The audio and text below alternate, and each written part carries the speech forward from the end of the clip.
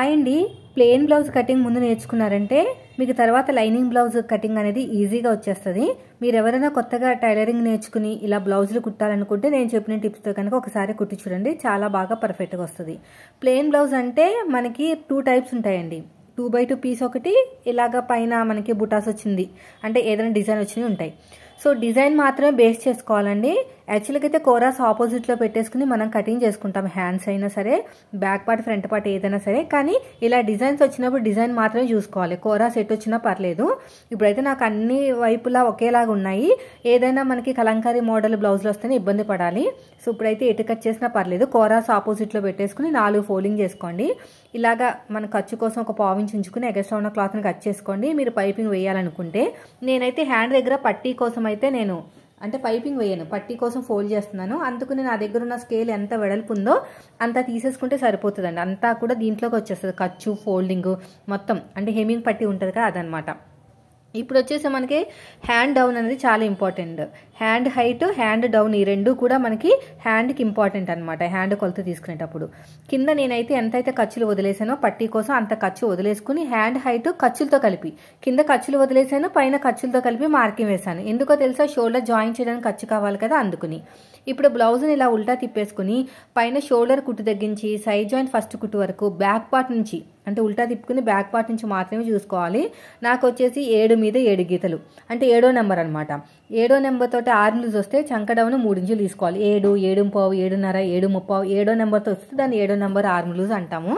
3 ఇంచులు తీసుకుని ఇలా స్ట్రైట్గా లైన్ వేసేసుకోండి. వేసుకున్న తర్వాత ఇక్కడ కూడా 3 ఇంచులు ఉందా లేదా చెక్ చేసుకోవాలి. ఇలా కార్నర్గా అంటే క్రాస్గా ఎక్కడికైతే వచ్చిందో 7 మీద 7 గీతలు అక్కడి వరకు మార్కింగ్ వేసేసుకోండి. అది వచ్చేసి ఆర్మ్ లూజ్ మార్కింగ్ అంటారు. తర్వాత హ్యాండ్ లూజ్ కూడా మార్కింగ్ వేసుకోండి. ఇప్పుడు ఈ రెండింటిని కలుపుకుంటూ ఒక లైన్ వేసేసుకోండి ఇలా నేను చూపించినట్టు. మళ్ళీ ఎక్స్ట్రా ఖర్చు కోసం 2 ఇంచులు. ఇప్పుడు స్ట్రైట్గా చూసుకోండి, ఎంత వచ్చినా పర్లేదు, సగానికి ఇలా ఫోల్డ్ చేసేసుకుని ఇక్కడ ఒక మార్కింగ్ వేసుకోండి. ఇప్పుడు స్కేల్ తోటి ఇలాగా మార్కింగ్ అనేది పైకి వేసేసుకోండి. ఒక బాక్స్ లాగా రెడీ అయింది కదా. ఈ కార్నర్ దగ్గర 7వ నెంబర్తో ఆర్మ్ లూజ్ వస్తే 1.5 ఇంచులు తీసుకోవాలి. ఈ పైన షోల్డర్ దగ్గర ఏ సైజు వాళ్ళకైనా 1 ఇంచే. ఈ సైజు ఆ సైజు అని ఏం లేదండి, ఏ సైజు వాళ్ళకైనా 1 ఇంచ్. ఒక బుక్ మీద నోట్ చేసుకోండి, మీకు తెలుస్తుంది. ఇది కూడా అయిపోయిందండి. ఇలా నేను చూపించినట్టు కర్వ్ స్కేల్ని అడ్జస్ట్మెంట్ చేసుకుని కర్వ్ తిప్పుకోవాలి. ఇలా కర్వ్ తిరిగిన చోట అంటే లైన్ ఉంది కదా, ఒక స్టాండింగ్ లైన్లా వేసాం, అక్కడ ఒక 1/2 ఇంచ్ లోతు ఆర్మ్ లూజ్ దగ్గర నుంచి మన వైపుకి 1 ఇంచ్ మార్కింగ్ వేసుకుని ఫ్రంట్ పార్ట్ లోతు అనేది తీసుకుంటే మీకు పర్ఫెక్ట్గా వచ్చేస్తుంది అనమాట. ఇలాగా ఇప్పుడు ఎలాగైతే మార్కింగ్ వేసామో సేమ్ అదే విధంగా కటింగ్ చేసేసుకోండి. వీడియో నచ్చితే మాత్రం ఖచ్చితంగా లైక్ చేయండి. ఇలా నీట్గా కటింగ్ చేసుకుంటూ వెళ్ళిపోవాలి. ఈ సైడ్కి ఎగస్ట్రా ఉన్న క్లాత్ని కట్ చేసేయండి. కట్ చేసిన తర్వాత మిడిల్ ఒక చిన్న టక్ అయితే ఇచ్చేసేయండి. ఇలాగా ఈ టక్ ఇచ్చేసుకుని 2 లేయర్స్ని సపరేట్గా తీసేసుకుని లోత్ అనేది కట్ చేసేయండి. ఇలా లోత్ అనేది నీట్గా ఇలా కట్ చేసుకోవాలి. ఓకేనా, అయిపోయిందండి. దీన్ని తీసి పక్కన పెట్టేద్దాం, ఇంకా దీంతో పని ఏం లేదు మనకి. నెక్స్ట్ వచ్చేసి బ్యాక్ పార్ట్ కటింగ్ అండి. బ్యాక్ పార్ట్ కటింగ్ అనేది చాలా ఇంపార్టెంట్. దాని మీద బేస్ చేసుకునే మనకి ఫ్రంట్ పార్ట్ అనేది ఉంటుంది అనమాట. అయితే కస్టమర్ నాకు 1.5 మీటర్ వరకు క్లాత్ ఇచ్చారండి, మిగతాది ఉంచేయమన్నారనమాట. 1 మీటర్ వరకు పడుతుంది వీళ్ళకి. సో వేస్ట్ అవ్వకుండా ఉండటానికి నేను ఇలాగ అడ్జస్ట్మెంట్ చేసి అంటే ఎక్కడైతే హ్యాండ్ కట్ చేసామో ఎగ్జాక్ట్గా ఆపోజిట్లోనే బ్యాక్ పార్ట్ కట్ చేస్తాం. కానీ ఇక్కడ అలా కాదు, హ్యాండ్స్ ఎక్కడ కట్ చేస్తాను అక్కడే బ్యాక్ పార్ట్ కట్ చేస్తున్నాను, వేస్ట్ అవ్వకుండా క్లాత్. ఇలాగా స్ట్రైట్గా లైన్ వేసేయండి. కింద పట్టి అతకడానికి ఖర్చు కావాలి కదా నడుము దగ్గర, దానికోసం ఒక 1/2 ఇంచ్ అయితే ఎక్స్ట్రా తీసుకోండి. అదే కస్టమర్ హైట్ పెంచమంటే ఎంత పెంచాలో అంత తీసుకుని మళ్ళీ ఎక్స్ట్రా ఖర్చు కోసం ఒక 1/2 ఇంచ్ తీసుకోండి. ఇప్పుడు చెస్ట్ లూజ్ అండి, ఇది పెద్ద సైజు బ్లౌజే. ఆర్మ్ లూజ్ ఒకటే తక్కువ ఉంది, ఎందుకంటే నెక్ కూడా పైకి ఉంది కదా. పెద్దవాళ్ళ బ్లౌజులు వచ్చినప్పుడు ఇలాగ నెక్ కింద చూసుకుంటే మీకు ఫిట్టింగ్ అనేది బాగా వస్తుంది అనమాట. పట్టేయటాలు అలా ఉండవు. నాకైతే 18.5 కన్నా కొంచెం తక్కువ వచ్చింది. 9 మీద 2 గీతలు అయితే తీసుకుంటున్నాను.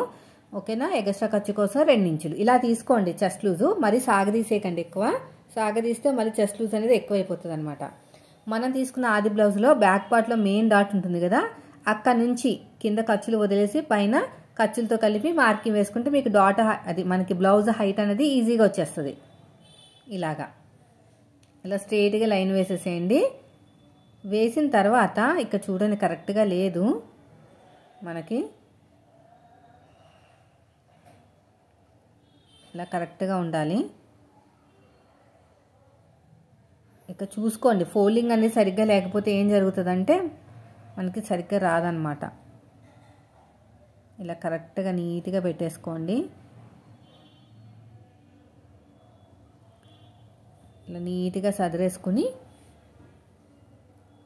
చెస్ట్ లూజ్ 9 మీద 2 గీతలకి మార్కింగ్ వేసుకోండి. ఎగస్ట్రా ఖర్చు కోసం 2 ఇంచులు తీసుకోండి. ఇక్కడ కూడా అంతే. ఇప్పుడు స్ట్రైట్గా ఇలా లైన్ వేసేసేయండి. ఇక్కడ కూడా అంతే, స్ట్రైట్గా ఒక లైన్ వేసేసుకోండి.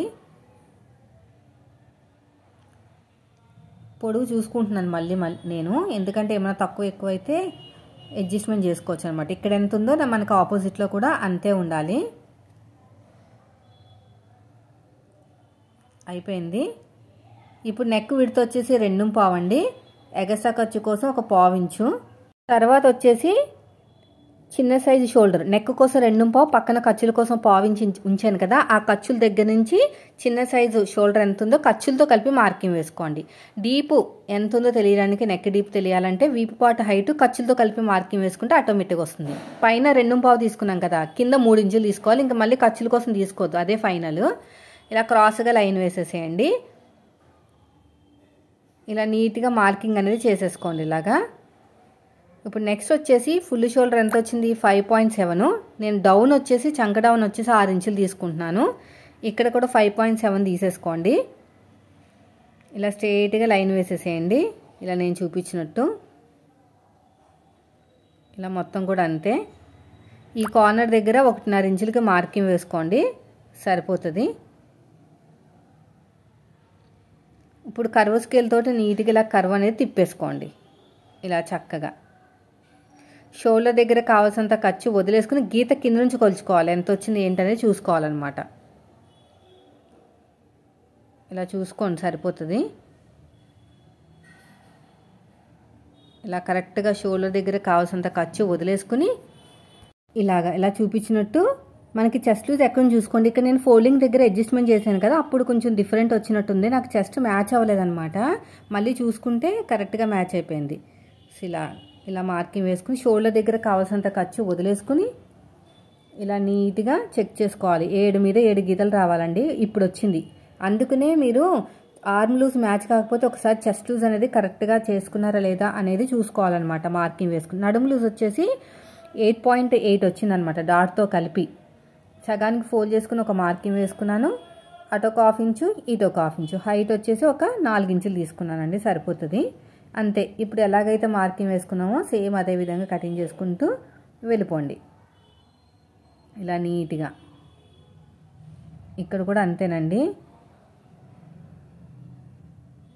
ఇలా నీట్గా కటింగ్ చేసుకుంటూ వెళ్ళిపోవాలి. మార్కింగ్ ఎలా చేసామో అలాగే కటింగ్ చేయాలండి, లేదు అంటే మాత్రం మళ్ళీ ఫిట్టింగ్ అంతా పోతుంది.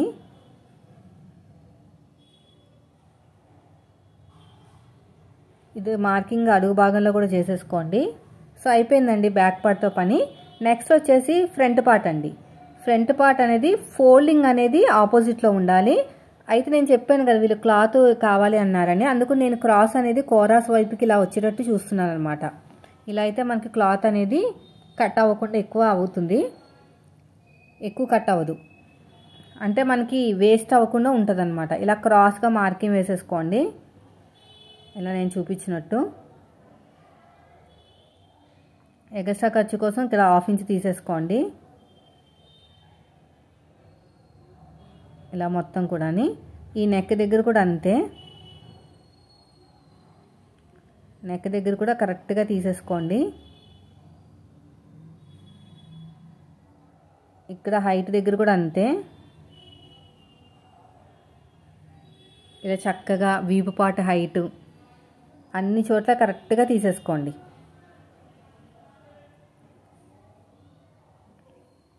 ఇలా మార్కింగ్ వేసుకున్న తర్వాత నెక్ డీప్ వీళ్ళకి 6 మీద 7 గీతలు వచ్చిందండి. సో అదే మార్కింగ్ వేస్తున్నాను, 6 మీద 7 గీతలు. కొంచెం ఇలాగా షేప్ అనేది తిప్పేసుకోండి మంచిగా రౌండ్గా. ఇప్పుడు ఫ్రంట్ పార్ట్ హైటు బ్లౌజ్ని ఉల్టా తిప్పేసుకుని పైన షోల్డర్ కుట్టు ఉంటుంది కదా, షోల్డర్ కుట్టు అక్కడ నుంచి కింద షేప్ బెల్ట్ ఖర్చులతో కలిపి ఎంత వచ్చింది చూసుకోండి. నాకు 12 మీద 7 గీతలు వచ్చింది. సో అంతే మార్కింగ్ వేస్తున్నాను ఇక్కడ నేను. 12 మీద 7 గీతలు మార్కింగ్ వేసేసుకుని ఒక లైన్ అయితే వేసేసుకోండి. 12 మీద 7 గీతలండి. ఎల్ స్కేల్ తీసుకుని స్ట్రైట్గా లైన్ వేసేసేయండి ఇలా మొత్తం కూడాని.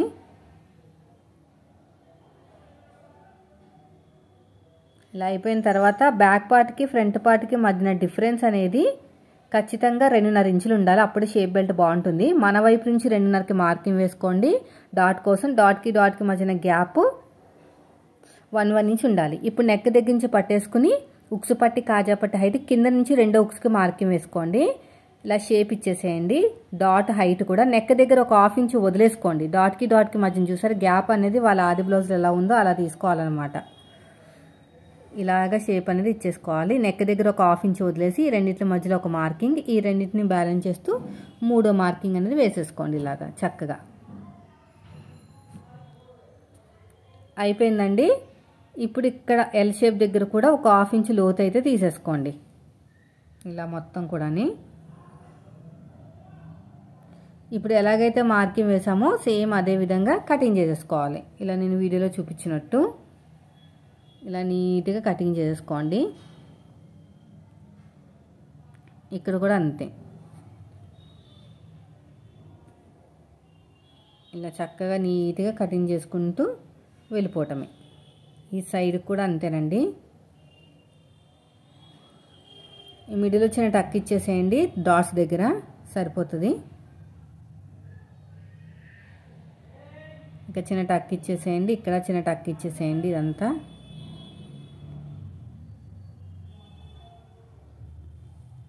ఇచ్చిన తర్వాత మార్కింగ్ అనేది వేసేసుకోండి. అడుగు భాగంలో కూడా మార్కింగ్ వేసేసుకోండి. ఇప్పుడు మనం షేప్ బెల్ట్ కట్ చేయాలి కదా, దీనికోసం బ్యాక్ పార్ట్ మీద ఫ్రంట్ పార్ట్ పెట్టుకోవాలి. ఇలాగా కరెక్ట్గా పెట్టేసుకోవాలి. చంక దగ్గర ఈక్వల్గా రావాలి. పెట్టేసుకుని ఒక 1/2 ఇంచ్ టేపుని పైకి వదిలేస్తే నాకు ఒక 2 గీతలు తక్కువ 3 ఇంచులు వచ్చిందండి. 2 గీతలు తక్కువ 3 ఇంచులు. ఇప్పుడు అదే మనం సైడ్ జాయింట్ వైపుకి రావాలన్నమాట. సో నాకైతే చెప్పాను కదా క్లాత్ వాళ్ళు ఎక్కువ ఇచ్చారని. నాకు షేప్ బెల్ట్కి ఎంత కావాలో అంత తీసేసుకుని నేను మిగతాదంతా కూడా వాళ్ళకి ఇచ్చేస్తాను. ఇప్పుడు ఈ షేప్ బెల్ట్ 2 వస్తాయి లేయర్స్. మధ్యలో ఇంకొక లేయర్ కూడా వేయాలి వేరే క్లాత్ తోటి. ఈ కూర ఉన్న క్లాత్ నీట్గా ఇలా కట్ చేసేయండి. పట్టి అతకాలి కదా నడుము దగ్గర యూజ్ అవుతుంది. ఇప్పుడు ఉన్న క్లాత్లోనే పొడుగు వచ్చేసి ఒక 11 ఇంచుల దాకా తీసుకుంటున్నాను. పొడుగు వచ్చేసి ఒక 11 ఇంచులు. ఈ సైడ్కి వచ్చేసి ఒక 2 గీతలు తక్కువ 3 ఇంచులు.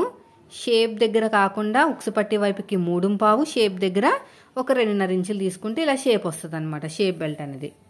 అంతే. ఈ షేప్ బెల్ట్ ప్రకారం కటింగ్ అయితే చేసేసుకోండి మొత్తం కూడాని. ఇలాగా ఇలా నీట్గా కటింగ్ చేసుకుంటే సరిపోతుంది. అంతేనండి. నేను ఇంకొక లేయర్ కావాలని చెప్పాను కదా, ఇప్పుడు నా దగ్గర ఉన్న ఈ క్లాత్ను కూడా ఇంకొక లేయర్ అయితే కట్ చేసుకుంటాను. అంటే ఇది మనకి బ్లౌజ్ పైన వస్తుంది, అడుగు భాగంలో వస్తుంది. మధ్యలో ఇంకొక లేయర్ వేరే క్లాత్ తోటి వేసుకోవాలన్నమాట. అప్పుడు షేప్ అనేది దిక్కుని ఉంటుంది.